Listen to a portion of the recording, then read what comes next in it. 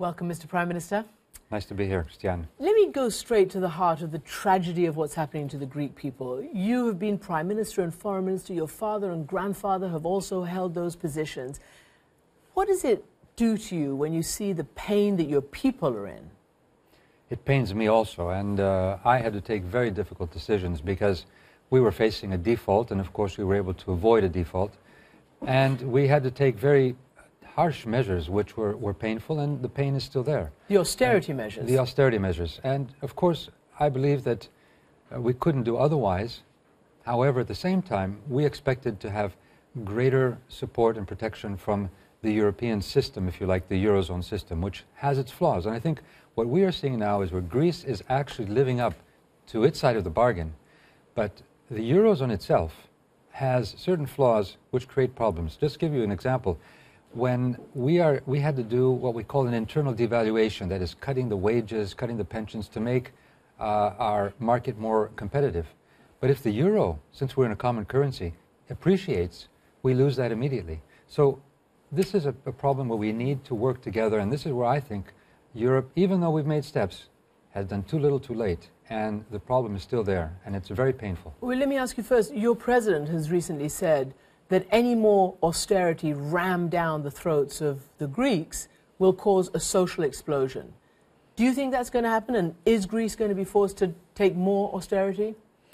I agree with him that we cannot have more austerity. Actually, I have always said from the beginning, austerity or consolidating our budget is obviously a priority, but the first priority was to look what was behind the problem. Why did we reach these debt levels? Why did we have such a deficit? And for me, it was more for reform. We needed to reform the government structures. We had to cut down bureaucracy, cut down lack of transparency, corruption. Actually, that was what I started doing, and that was we were moving and doing. And that would have, over the long period, really created a much more robust and competitive economy. Is that happening now? I would say we need to push this even more. The things I began, I would like to see to further and deepen, such as online. We put everything on, all the expenditures online. We put prescriptions of medicine online so that we cut actually 30% just by that act. So this just shows that there was a lot of waste where we could have, through reforms, made changes. So austerity is not the solution. Austerity may be necessary, some austerity may be necessary in order to consolidate the budget. But in the end, it will be these reforms that will make Greece a more competitive country. And just one more thing. When you have austerity, and I was talking to former Chancellor of Germany, Gerhard Schröder, he said to me, and he said this publicly, he could have never reformed Germany at the same time with austerity. So I think we should have prioritized reform and less austerity. That meant, of course, we needed more help from the European Union, more help to calm the markets, and this is where we did too little too late. But do you agree with the premise that something must have gone right because there is this growth of the stock market? Your finance minister has said that, there's some optimistic early summer bookings. They believe, the tourism might take off again and that October could see a turnaround. First of all, I believe Greece has great potential. You've mentioned tourism. Tourism has been up the last few years despite some of the problems and despite some of the images also. Greece is a very welcoming place. Our tourist industry is doing well. We are top #1 in fisheries. Green energy is a new area where we're developing. Wellness, education, health are areas which could be actually an exportable product. So Greece has great potential. However, I think what has happened now is that the austerity measures have been very deep and are breaking the backs, particularly of our younger generation. I don't want to see a lost generation, and this is where we need more concerted effort. We need a growth policy in Europe. We need a social cohesion policy. For example, in the United States, if you have unemployment in one state, people usually will move to another state and find jobs elsewhere. There's not much mobility in Europe for a number of reasons. Language may be one. But if we created a so-called Erasmus program, as we have for students in Europe, that is a scholarship for all the unemployed, particularly now during the crisis, funded by the EU budget, to get this younger generation out there again, being trained, finding jobs, so that they just don't fall off the cliff. You talked about the larger European situation. The German government has made it kind of clear that they would prefer Silvio Berlusconi does not win the coming up elections in Italy. feeling that he's anti-Europe, very too populist, and that he actually dragged Italy, the third largest economy, into deep trouble. What do you make of that? Would a Berlusconi government be bad for Italy today in terms of the economy? We have our political parties in Europe, and I'm not in the same political party that Berlusconi is, so I would like to see the... of course, but France, for instance, says the euro is at stake in this election. Yes, well, I would say, first of all, I would say that, can you imagine the problem that a euro and our institutions in Europe are seen, they see that democracy is a threat? Because when I called for a plebiscite, when I called for a referendum, people said, well, you're putting the euro at stake. And in fact, I wasn't. I was saying, we need to ask our people. They need to decide. So we shouldn't allow, there must be some flaw that if one is elected in one part of Europe or another part of Europe, that this will destroy the complete or the whole structure of the Eurozone. What it means is we still have a fragile structure of the Eurozone. Let's deal with that. And let's let the peoples of each country decide who they want them to be as their leaders. What will, though, cause Europe to grow again economically? It's been contracting still, the growth in Europe. I mean, I want to play you something that Prime Minister Cameron of Britain told me, and he made a speech, obviously, about it, wanting to reform and particularly adjust Britain's role in the European Union. Let me just play a little bit of what he said.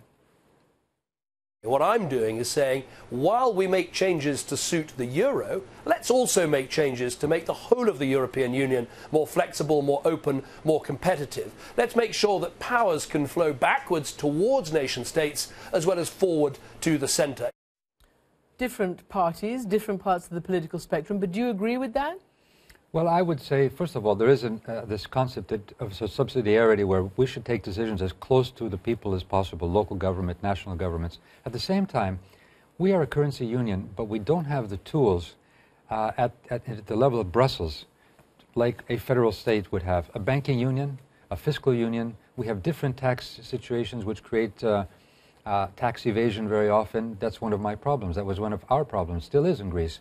It's not simply a Greek problem, it's the fact that the banking system allows for people to tax evade, to take their money out and not pay taxes. We have... Greece has had a problem with that. Absolutely. I mean, you've had the Lagarde list, you have this terrible situation where the people are really getting walloped, the Greek people. Well, that's exactly what I'm saying. And so many of the richer, the more elite, are getting away with not paying their taxes, and there's no accountability yet. Absolutely. What our government did and what my government did is we made changes in the tax system. We opened up the accounts in the banks that's for full transparency, so we can see what people have done if they've avoided taxes. However, the international system, even in Europe, but the international system has not made the necessary changes for fighting tax havens, the Cayman Islands, and so on. And that's why I think that this is not simply a Greek problem.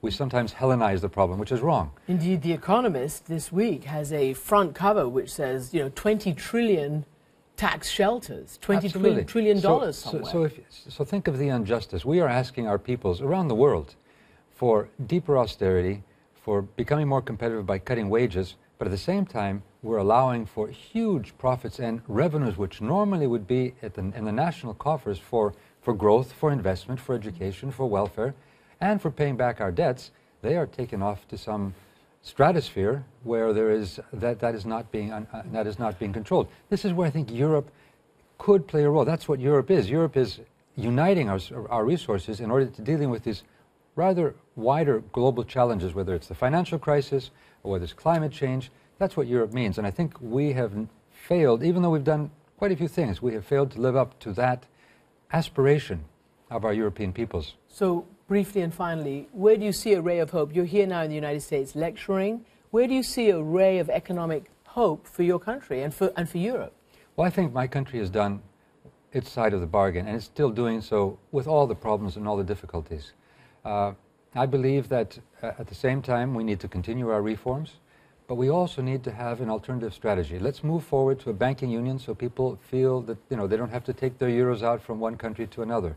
Let's move forward to a green growth strategy in Europe to stimulate, not at the national level, but at the European level, to make our countries more competitive. Cameron was talking about competitiveness. Yes, Let's do that, but let's create the infrastructure so that we can be competitive in green energy and energy grids and communication. Don't forget, Europe is still quite divided as far as infrastructure is concerned because of the Cold War, because of the North-South divide.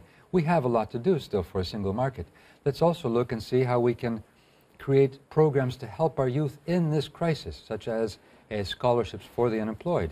So I think there are things we can do, but it will take a real sense of leadership in Europe, something which I hope will emerge from the elections, but also from the realization that we do have the powers in Europe to make Europe, again, an example for the world if we pool our resources and are not fearful of pooling our risk.